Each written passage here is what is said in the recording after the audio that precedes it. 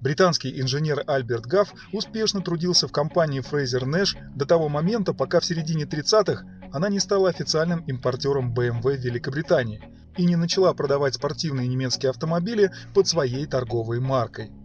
Поэтому в 1936-м он решает оставить текущее место работы и основать свое собственное производство спорткаров. Идея заключалась в том, чтобы сконструировать автомобиль, отвечающий самым строгим требованиям не только обычных водителей-любителей, но и профессионалов, использующих транспортное средство как на дорогах общего пользования, так и на треке. В его команду вошли дизайнер Питер Кросби, работавший вместе с ним во Frazer Nash, Уолли Хэмилл из Dunlop, Эрик Скотт из компании по производству поршней Specialoid, а также Деннис Пур, который в послевоенные годы станет председателем холдинга Manganese Bronze, того самого предприятия, который соберет под свое крыло плеяду терпящих финансовые бедствия фирм-производителей мотоциклов, в том числе Triumph. А позже в его состав будет входить и компания Car Buddies, долгое время выпускавшая знаменитые черные лондонские такси. Итак, компаньоны основали компанию HGS Motors чуть западнее Лондона, в городе Стайнс, в графстве Миддлсекс, ныне графство Суррей. Поначалу они занимались исключительно проектной деятельностью, буквально в амбаре местного ресторана Dexter's Cafe. Вот в чем состояла задумка новых партнеров.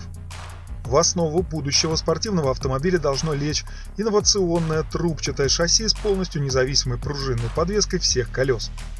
Также разработка получит тормоза с гидравлическим приводом, а вес должен быть снижен благодаря использованию магния вместо стали.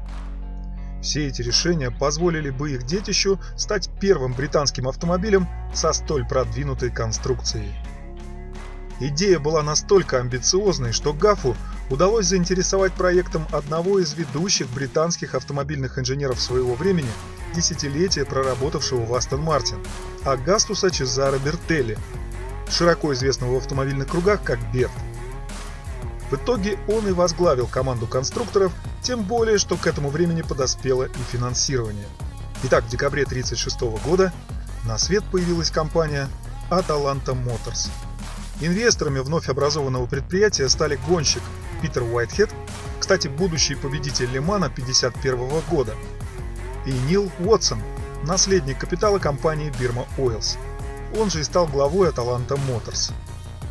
Кстати, чуть позднее, когда он был вынужден покинуть Великобританию, уехав на Ближний Восток, акции выкупила известная гонщица и большая энтузиастка марки Frazer Nash Виолетта Мидж Уилби. К тому же она, в отличие от предшественника, принимала активное участие в работе компании не только в качестве владельца и директора, но даже в качестве заводского пилота, участвуя в ряде соревнований местного значения. В 1939 году она одержала победу в своем классе в валлийском ралли. В оригинальной рекламной брошюре 1937 года говорилось: график производства предполагает выпуск небольшого количества автомобилей, поскольку каждая Аталанта является уникальным результатом инженерной мысли, но он будет предусматривать широкое разнообразие моделей, чтобы удовлетворить все запросы. То есть с самого начала компания планировала очень ограниченное производство, поскольку каждый автомобиль должен был собираться вручную и стоить очень дорого. Все задумки были реализованы на деле, и автомобили под маркой Atalanta действительно получились очень прогрессивными для своего времени.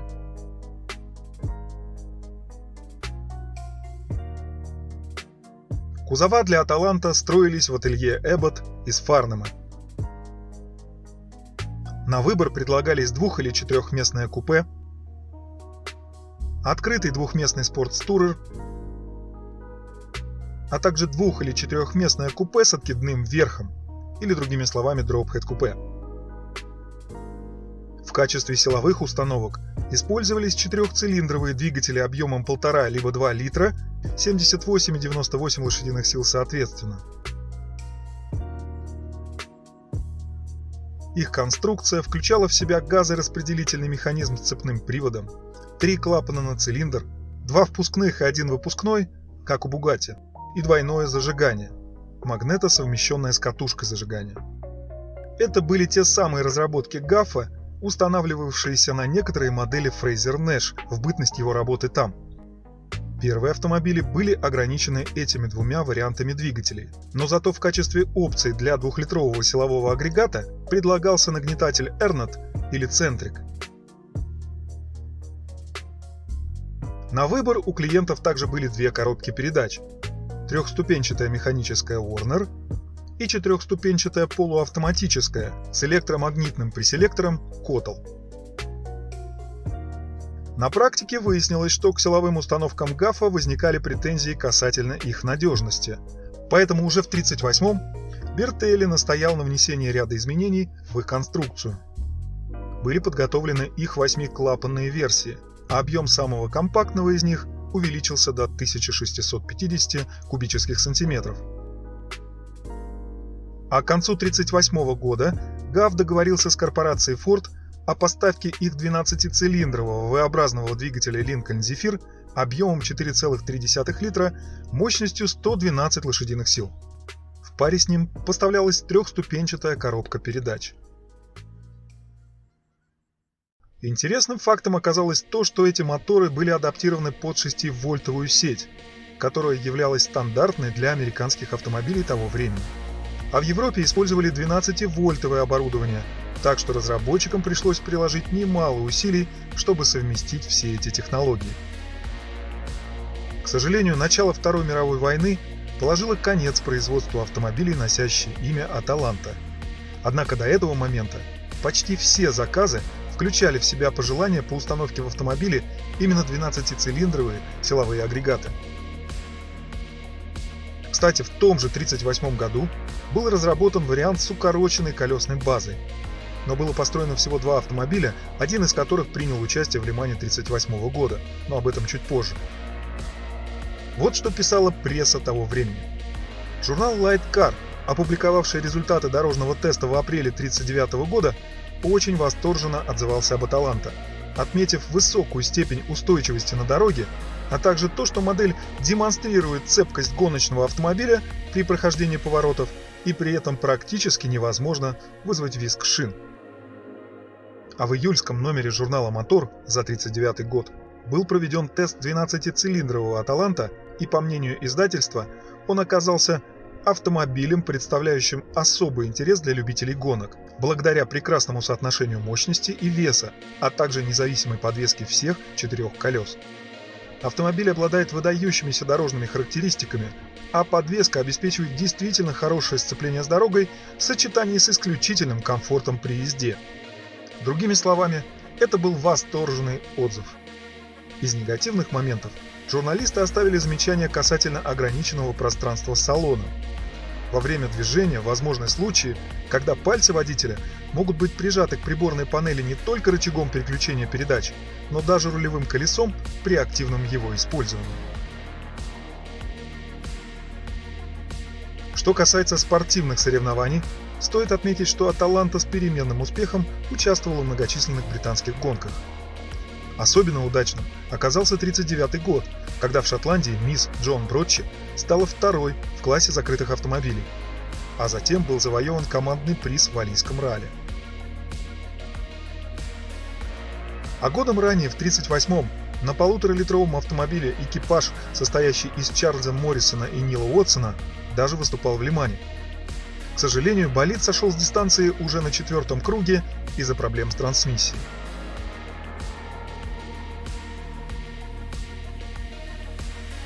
За период с 1937 по 1939 годы было выпущено ориентировочно 22 автомобиля, 6 из которых были оснащены двигателем V12.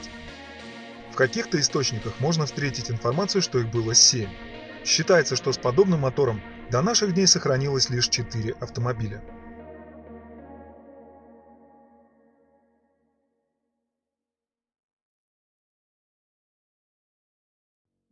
По окончании Второй мировой войны компания снова запускает свою деятельность, сменив название на Аталанта Инжиниринг и переехав на несколько миль южнее в городок Черти. Но вместо того, чтобы вернуться к постройке автомобилей, она продолжает заниматься тем же, что делала на протяжении военных лет, а именно производством насосов. Так продолжалось до 1949 когда бывший военный Ричард Гайлард Шетток выкупает у нее не только право на торговую марку, но и несколько оставшихся с довоенного времени шасси. Еще в 1944-м ему удалось приобрести детали от одной из несобранных Аталанты, и в течение нескольких лет он построил свой собственный спортивный автомобиль. Выкупив права, он регистрирует новую компанию, отныне носящую имя RGS Automobile Components, где аббревиатура RGS представляет собой первые буквы его имени. С 1951 по 1962 годы компания продавала либо детали Аталанта, например, переднюю и заднюю подвески, либо готовые шасси. В 1953 в продаже появились и первые кузова, выполненные из стекловолокна. В этом Шеттоку помог его приятель Джордж Абекасис, известный гонщик и сооснователь компании Формула-1 HWM. Именно он одолжил Шеттоку кузов одного из гоночных болидов для изучения. Отныне фирма предлагает покупателям машинокомплекты с любым двигателем и кузовом на их выбор. Однако со временем клиенты стали направлять запросы на установку более мощных двигателей, выдававших свыше 200 лошадиных сил, например, Jaguar или Aston Martin. Подобные сочетания требовали более жесткую конструкцию. Поэтому в 1958-м Шетток договорился с компанией Precision Reinforced Moldings о поставке алюминиевых кузовов. Постепенно спрос на так называемые киткары падал, и бизнес перестал приносить стабильную прибыль.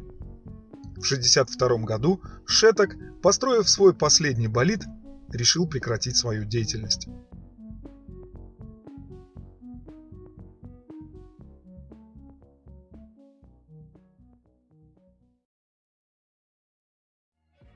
И вот уже в 2011-м бизнесмен, автомобильный коллекционер и участник ретро-гонок из Стаффордшира Мартин Корфилд решил, что в ранний период своего развития компания Аталанта выпустила слишком мало автомобилей, чтобы отныне оказаться навсегда забытой. Поэтому вместе с реставратором Тревором Фаррингтоном они выкупили права на торговую марку и конструкцию оригинальной модели с намерением возродить ее в качестве современной классики. Предприятие было организовано в Бицестере, графство Оксфордшир. Таким образом, был воссоздан двухместный кузов Sports Tourer. Оригинальное шасси было пересмотрено. Опираясь на современные технологии, переработке подверглась рама, теперь выполненная из алюминия, рулевое управление, которое теперь стало речным, и появились мощные дисковые тормоза. Для соответствия современным стандартам безопасности и более комфортного размещения водителя и пассажира были внесены изменения в конструкцию. В качестве силовой установки была выбрана 2,5-литровая рядная четверка Ford мощностью 214 лошадиных сил в паре с пятиступенчатой механикой Borg Warner. Первый прототип был построен в 2012-м. Его кузов был изготовлен из алюминиевых панелей на каркасе из ясеня. Внешне он практически неотличим от оригинальной модели. Спустя 2 года один из первых автомобилей был представлен на конкурсе элегантности во дворце Хэмптон-Корт.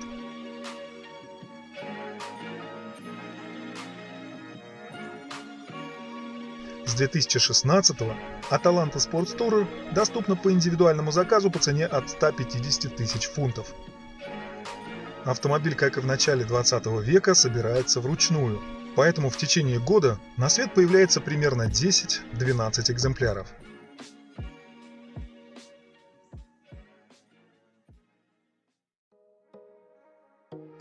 А вот и повод для сегодняшнего выпуска. Этот потрясающий двухместный дроупхед-купе в течение многих лет принадлежал известному коллекционеру и автоэнтузиасту Крейгу Дэвису из Калифорнии. Следующим владельцем стал коллекционер европейских автомобилей Чарльз Морс из штата Вашингтон. В 1998 году у господина Морса Аталанта приобрел Джеймс Райсбек. С его слов, что как только он впервые увидел автомобиль и оказался очарован красотой его кузова и внушительным 12-цилиндровым двигателем, он сразу решился на покупку, не имея ни тени сомнения. С В статье, написанной самим Райсбеком для зимнего выпуска 2011 года для журнала The Bumper Guardian, счастливый владелец отметил, что приобрел уже отреставрированный автомобиль, и он был выполнен все в той же черно-алой ливрее, в которой находится по сей день.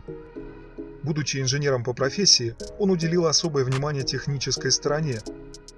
Пришлось немного поколдовать над задней подвеской и двигателем, благодаря чему, со слов владельца, машина снова обрела способность быстро передвигаться. В 2001-м Аталанта принимала участие в конкурсе Pebble Beach, а через 3 года – Colorado Grand. Правда, какие-то награды завоевать не удалось. Как уже говорилось, лишь немногие оригинальные Аталанты 30-х годов сохранились до наших дней. Поэтому они невероятно редко попадают в открытую продажу и очень высоко ценятся. Поскольку каждый экземпляр уникален, они отличаются высокой стоимостью. Вот несколько примеров, которые помогут понять положение дел. В сентябре 2022 на аукционе Bonhams в Гудвуде сразу 2 автомобиля с двигателем V12 попали в продажу, но, правда, торги результатов не принесли. 4-местное дропхед-купе планировали реализовать за 120-180 тысяч фунтов, примерно 145-220 тысяч долларов. А редчайшее 4-местное купе за 220-280 тысяч фунтов, 260-340 тысяч долларов. Зато известно, что в декабре 2020 на том же аукционе Bonhams в Лондоне удалось продать 2-литровый Sports Tourer, принадлежавший Митч Уилби и участвовавший в уже упомянутой гонке в Шотландии, за 287,5 тысяч фунтов, примерно 289 тысяч долларов по тому курсу. Наш с вами герой выпуска выставляется на продажу 26 января 2023 на аукционе Сотбис в аризонском Фениксе. Предполагается, что его цена продажи окажется в пределах 900 тысяч – 1 миллиона 200 тысяч долларов, что весьма внушительно.